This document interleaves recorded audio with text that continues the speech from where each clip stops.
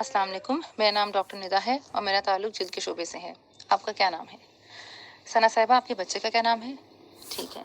सना साहिबा, आपके बच्चे को जो बीमारी लायक है उसके मुतालिक मालूमात देने के लिए आज मैं आपका कुछ वक्त लूँगी। सबसे पहले आप ये बताएं कि आप पढ़ी लिखी हैं? ठीक है। आप अपने बच्चे की बीमारी के बारे में कितना जानती हैं? ठीक है। सना साहिबा, आपके बच्चे को जो बीमारी लायक है उसे डॉक्टरी ज़ुबान में एटोपिक एक्जिमा कहते हैं। इसकी तशख़ीस ज़्यादातर बच्चों में ही होती है। इस बीमारी में जिल्द पर लाली, खारिश वाले दाने, छाले और खारिश के बाद जख्म बन सकते हैं जिन पर खुरन भी जम जाती है। खारिश की वजह से जिल्द मोटी और सख्त भी हो सकती है।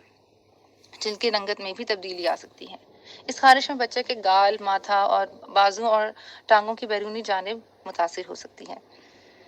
ये बीमारी बड़ों में भी कुछ इसी तरह से ही नमूदार होती है, जिसमें उनके बाजू टांगों की अंदरूनी जानिब, चेहरे, होंठ और कमर पर इस किस्म के निशान बन सकते हैं। दूध चुभने का मसला भी हो सकता है। सना साहिबा, कुछ खास चीज़ें जिनसे बीमारी बढ़ सकती है और कुछ खास चीज़ें जिनसे बीमारी कम हो जाती है। जितना ज़्यादा आप सतह समंदर से करीब होंगे और जितना ज़्यादा दर्जा हरारत होगा, ये बीमारी भी उतनी ही ज़्यादा हो जाएगी।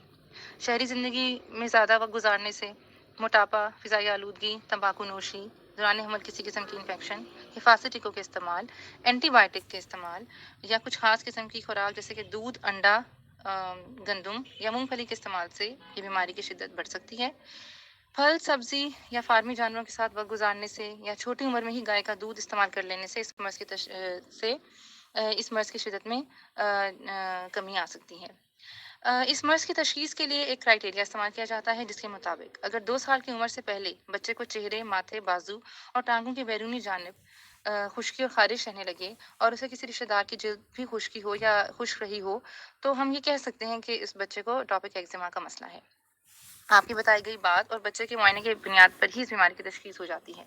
इसके अलावा ख़ास सूरतों में कुछ खून के टेस्ट जैसे कि खून में आईजी की मिकदार या फिर फूड की एलर्जी के टेस्ट या खाने की एलर्जी के टेस्ट भी किए जा सकते हैं। इस बीमारी से सना साहिबा कुछ पेचीदियाँ भी पैदा हो सकती हैं, जैसे कि ख़ारिश से पैदा होने वाली नफ्सियाती उलझन, बच्चों में बढ़ने की रफ्तार में कमी, मुख्तलिफ बैक्टीरिया और वायरस की इन्फेक्शन, आंखों की लाली, चुभन, मोतियाँ वगैरह, नाक बहना और दमा वगैरह। सना साहिबा, इस बीमारी से बचने के लिए आप कुछ एहतियातें बताऊँगी जो कि आप अगर करें तो बच्चे में इस बीमारी की शिद्दत या इस बीमारी से आप बचा जा सकता है। जैसे कि साबुन और एंटीबैक्टीरियल सोप का इस्तेमाल ना करना, कमरे को हीटर वगैरह से गर्म ना करना और फिज़ा में नमी की मिकदार को नॉर्मल रखना। ऊनी कपड़े को जिस्म के साथ ना पहनाना, चूँकि ऊन से इसको एलर्जी हो सकती है। बिस्तर में पड़ जाने वाले कीड़ों से बचाव के लिए उनको धूप दिखाना या प्लास्टिक बैग में बंद कर देना या कीड़े मार स्प्रे करना। इसके अलावा ऐसे शैम्पू जिनमें सोडियम लॉरियल सल्फेट है, ऐसे शैम्पू के इस्तेमाल से भी परहेज़ करना। अ, इस बीमारी के इलाज के लिए ज़रूरी है कि जिल्द की खुश्की से बचाया जाए। तो आपने बच्चे को नहलाने के बाद फ़ौरन बाद जिस्म खुश्क होने से पहले उसको एक इमोलियन तांबी में दवाई इमोलियन एक लिख के दूँगी, आपने ये उसके जिस्म पर मलना है। झाग वाले साबुन आपने इस्तेमाल नहीं करने हैं। इसके अलावा हम आपको लगाने के लिए भी कुछ दवाई देंगे। ऐसी दवाई का नाम स्टेरॉइड है। ये मुख्तलिफ़ नामों से आती है और ट्यूब की शक्ल में हम आपको ये दवाई होती है। ये जो कि 15 से 30 मिलीग्राम की ट्यूब में ये आ सकती है। जैसा कि मैं आपको दिखा रही हूँ, अगर आपने उँगली से की टिप से लेके पहली लकीर तक ये स्टेरॉइड निकालें, तो ये जिस्म के करीब 2 हथेली के बराबर जगह के लिए काफ़ी होगा। और ये हथेली आपने साइज़ जो है वो बच्चे की हथेली के साइज़ के मुताबिक होगा, ठीक है? जो कि उसके जिस्म पर लगानी है। इस दवाई के इस्तेमाल से चूँकि बच्चे की जिल्द और ग्रोथ मुतासिर हो सकती है, इसलिए आपने डॉक्टर के मशवरे के मुताबिक ही ये दवाई इस्तेमाल करनी है। इसके अलावा हम आपको बीमारी के हिसाब से खाने के लिए भी मुख्तलिफ दवाइयाँ लिख के दे सकते हैं। अगर ये बीमारी खुदा न खास्ता बढ़ती है या कंट्रोल नहीं होती है, तो उसमें हम स्टेरॉइड जो डेल्टाकॉटल के नाम से आती है, ये गोली हम लिख के देंगे, जिसकी कि अभी ज़रूरत नहीं लग रही, लेकिन आपकी मालूमात के लिए मैं ये बता रही हूँ। और इसके अलावा ख़ारिश के लिए हम दवाई देंगे। जो इन्फेक्शन अगर हो गई तो उसके हिसाब से एंटीबैक्टीरियल, एंटीवायरल की दवाई देंगे।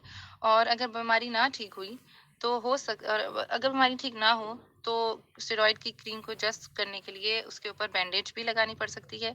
और कुछ ख़ास दवाइयाँ जिनके चांसेस अभी कम लग रहे हैं, जैसे कि एज़ाथायोप्रिन, माइक्लोफिनेलेट और इसके अलावा ख़ारिश के लिए हम दवाई देंगे। जो इन्फेक्शन अगर हो गई तो उसके हिसाब से एंटीबैक्टीरियल, एंटीवायरल की दवाई देंगे।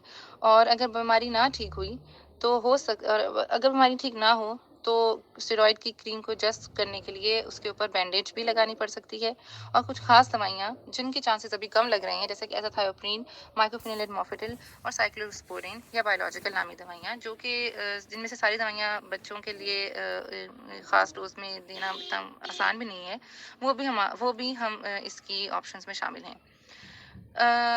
آپ کو علاج کے دوران ہم سے رابطے میں رہنا ہے۔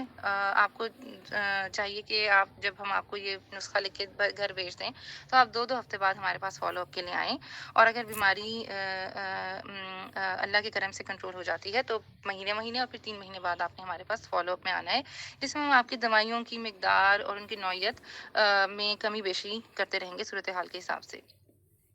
ثنا صاحبہ، ظاہر آپ یہ بھی جاننا چاہیں گی کہ یہ بیماری کا اس بچے کے کس طرح کتنے عرصے تک اس کے ساتھ رہے گی۔ تو ایسا ہے کہ جتنی چھوٹی عمر میں بیماری کی تشخیص ہو، یا خاندان میں کسی اور کو بھی یہ مسئلہ ہو، یا بچے کو دمہ یا ناک بہنے کی شکایت ہو، تو چانسز ہوتے ہیں کہ بیماری جو ہے وہ زیادہ عرصے تک بچے کی جلد کے ساتھ رہے گی۔ ثنا صاحبہ، کوئی سوال آپ اگر کرنا چاہیں؟ ڈاکٹر صاحبہ، خدا نخواستہ میرا بچہ مر تو نہیں جائے گا اس بیماری سے؟ ثنا صاحبہ، اس طرح کی اس کے تو چانسز بہت کم ہیں، اللہ کا شکر ہے کہ اس کے چانسز بہت کم ہیں۔ ہاں، مستقل دوائیوں کے استعمال یا کسی اور وجہ سے اگر بچے کی میں قوت مدافعت کم ہو تو علاج کی وجہ سے پیدا ہونے والی پیچیدگیاں یا انفیکشن بڑھ سکتی ہے۔ اس صورت میں آپ ہم سے رابطہ کریں، اور ہماری پوری کوشش ہوگی کہ ہم اس وقت اس صورتحال میں آپ کی مدد کریں۔ ڈاکٹر صاحبہ، میرا بچہ مکمل طور پر ٹھیک ہو جائے گا؟ ثنا صاحبہ، جیسا کہ میں نے آپ کو بتایا کہ یہ بیماری کچھ خاص صورتوں میں جسم کی جلد کے ساتھ رہ سکتی ہے، اگر بہت چھوٹی عمر میں تشخیص ہو، یا بچے کو دمے یا ناک بہنے کا مسئلہ ہو، تو اس صورتحال میں یہ بیماری رہتی تو ہے جلد کے ساتھ، لیکن آپ اگر ہماری بتائی گئی احتیاط اور دوائیوں کا استعمال جاری رکھیں گے اور ساری احتیاط کریں گی تو بہت ممکن ہے کہ آپ اس بیماری پر اچھی طرح سے قابو پا لیں۔ ڈاکٹر صاحب، میرے حمل کا یا میرے دودھ پلانے سے تو نہیں اس بچے کی بیماری پہ کوئی فرق پڑ رہا؟ دوران حمل ثنا صاحبہ ایسا ہے کہ